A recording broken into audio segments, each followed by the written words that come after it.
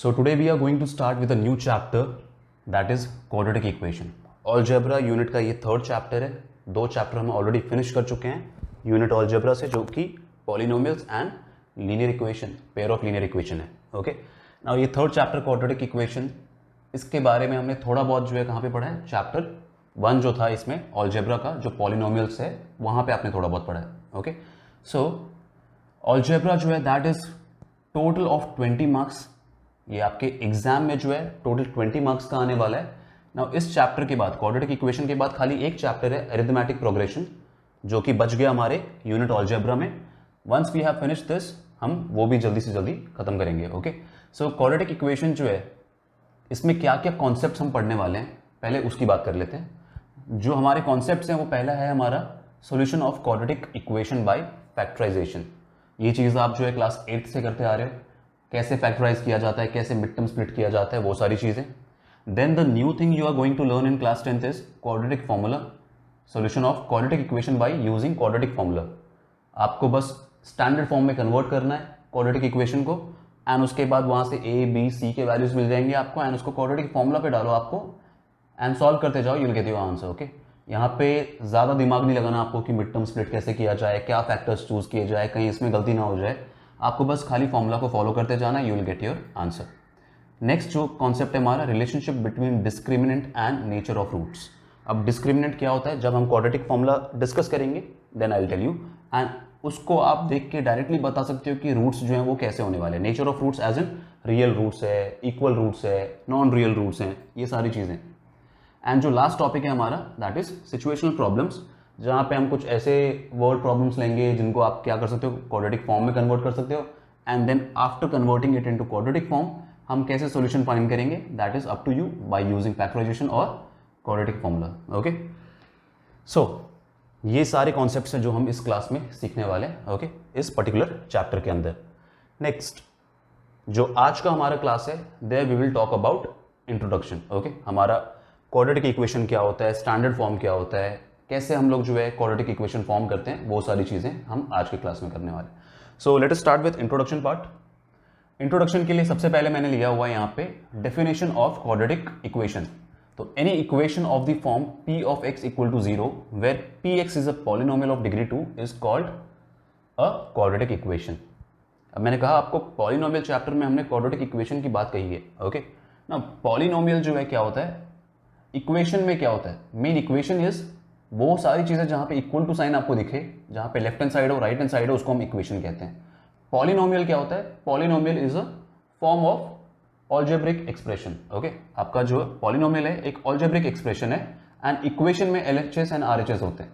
तो वही कहा गया है कि पॉलिनोमियल, जो क्वाड्रेटिक पॉलिनोमियल होता है, उसके सामने अगर इक्वल टू 0 लगा दिया जाए, any equation of the form p of x equal to 0 where p of x is nothing but polynomial of degree 2. Degree 2 polynomial को क्या बोलते हैं हम, quadratic polynomial. So polynomial of degree 2 जो है वो आपका क्या बनाएगा, क्वाड्रेटिक इक्वेशन बनाएगा, अगर आप इक्वल टू 0 रखते हो वहां पे तो. Okay, now standard form of quadratic equation क्या होता है, हमारा पॉलिनोमियल जो क्वाड्रेटिक पॉलिनोमियल था p ऑफ x, उसका स्टैंडर्ड फॉर्म था ax square plus bx plus c. Degree 2 की अगर मैं बात करने जाऊं तो ax square plus bx plus c.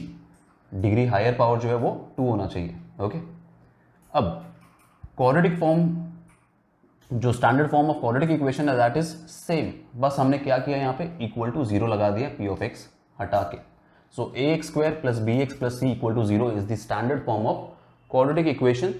Now यहाँ पे ये कोई कंपल्शन नहीं है कि आपका ए टर्म होगा ही, मतलब ए टर्म होना जरूरी है, अदरवाइज क्वाड्रेटिक नहीं होगा. बी टर्म नहीं भी होगा तो भी चलेगा, सी टर्म नहीं भी होगा तो भी चलेगा. दैट मीन्स इफ आई से एक्स स्क्वायर इक्वल टू 0 अगर दिया जाए, this is also quadratic equation. X square plus 5 equal to 0 दिया जाए तो भी वो क्वाड्रेटिक इक्वेशन है. X square plus 5x equal to -4 दिया जाए तो भी क्वाड्रेटिक इक्वेशन है. ओके, सो कंपल्शन कहाँ है हमारा, ए जो है वो 0 नहीं होना चाहिए. इन कोएफिशिएंट्स में a should not be equal to 0, rest b and c can take any values. Okay, वो कोई भी वैल्यू ले सकते हैं. ओके, उस पर कोई कंपल्शन नहीं है. So this was introduction about quadratic equation.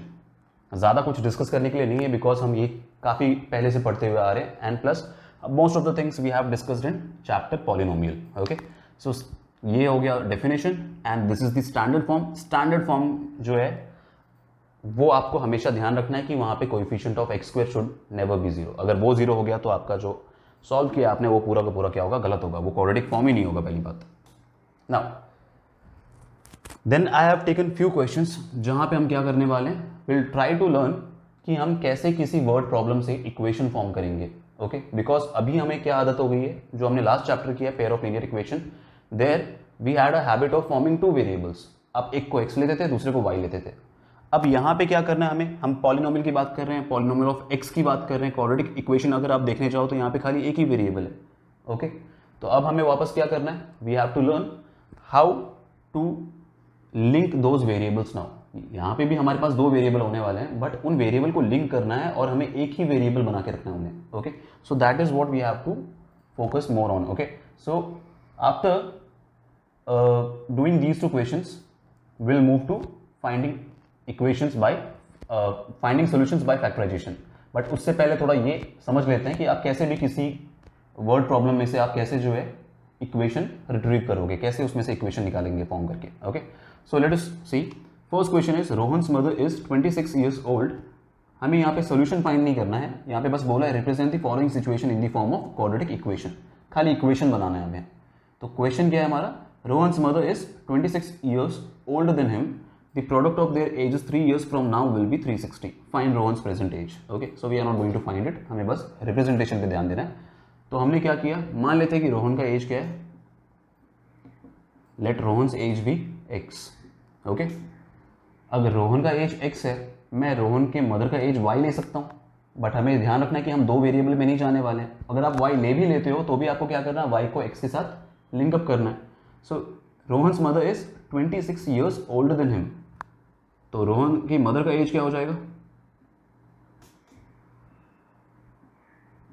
अगर 26 years older है तो x प्लस 26 लिख सकते हैं हम। अगर आप y ले रहे हो तो y equal to x plus 26, एक और इक्वेशन बनाना पड़ेगा आपको। तो रोहन का एज हो गया x, मदर का एज हो गया x plus 26। Now the product of their edges 3 years from now. तो हमको नेक्स्ट कंडीशन क्या निकालना है, आफ्टर 3 years क्या होगा, आफ्टर 3 years इनका एज 3 ऐड हो जाएगा। So Rohan's age will be x plus 3 and Rohan's mother age will be x plus 26 plus 3। 3 add कर दिया तो this is final x plus 3 and this is x plus 29।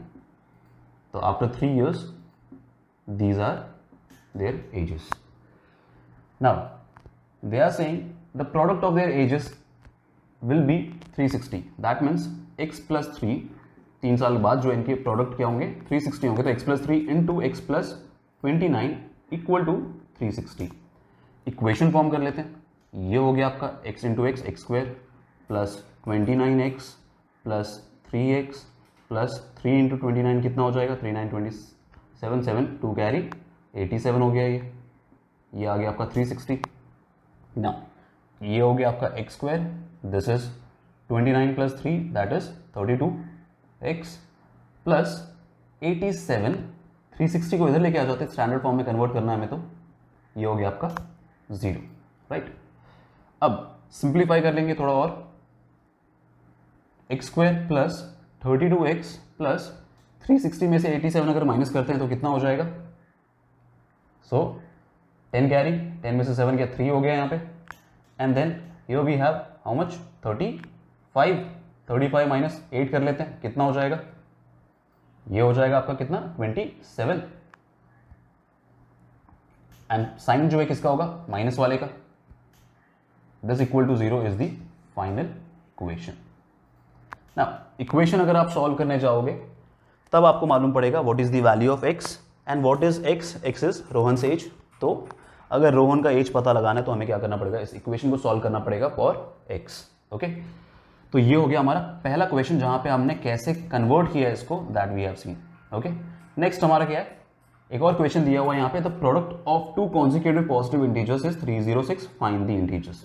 Again integers find नहीं करना है, हमें देखना है कि कैसे उसको कन्वर्ट किया जाए। ओके, 2 पॉजिटिव इंटीजर्स हैं, मैं चाहूँ तो x एंड y ले सकता हूँ, बट 2 वेरिएबल ना करने के लिए हमें क्या करना है, ध्यान रखना है कि 2 कॉन्जिक्यूटिव पॉजिटिव इंटीजर है, एक x होता है तो दूसरा नेक्स्ट वाला क्या होता है, x प्लस 1। ओके, तो हम मान लेते हैं let first integer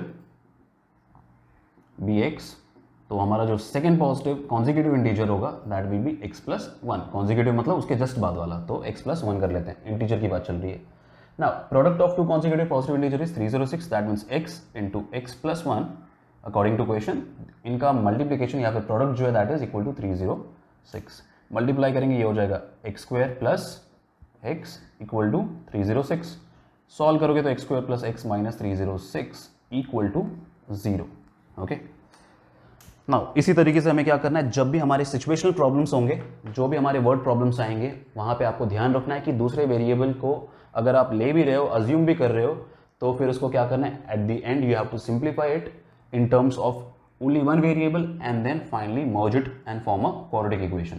quadratic equation फिर solution की बात हम लोग जो है क्या करने वाले हैं, नेक्स्ट क्लास में करने वाले हैं कि फैक्टराइजेशन कैसे करना है, उसके आगे हम लोग डिस्कस करेंगे quadratic फॉर्मूला कैसे इंप्लीमेंट करना है। Okay, now there are few question जहाँ पे आपको लगे कि फैक्टराइजेशन जो है ज़्यादा ईजी है। जो सिंपल क्वेश्चन होते हैं वहाँ पे मिड टर्म स्प्लिट करना जो है ज़्यादा कन्वीनियंट होता है एंड उसमें टाइम भी सेव होता है।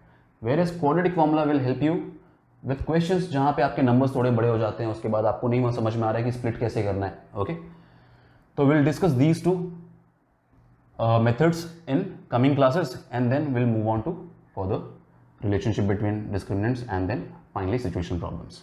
एंड सब खत्म करने के बाद जो है will discuss about important questions which are important for your exams. Okay, so I will see you next class. Thank you.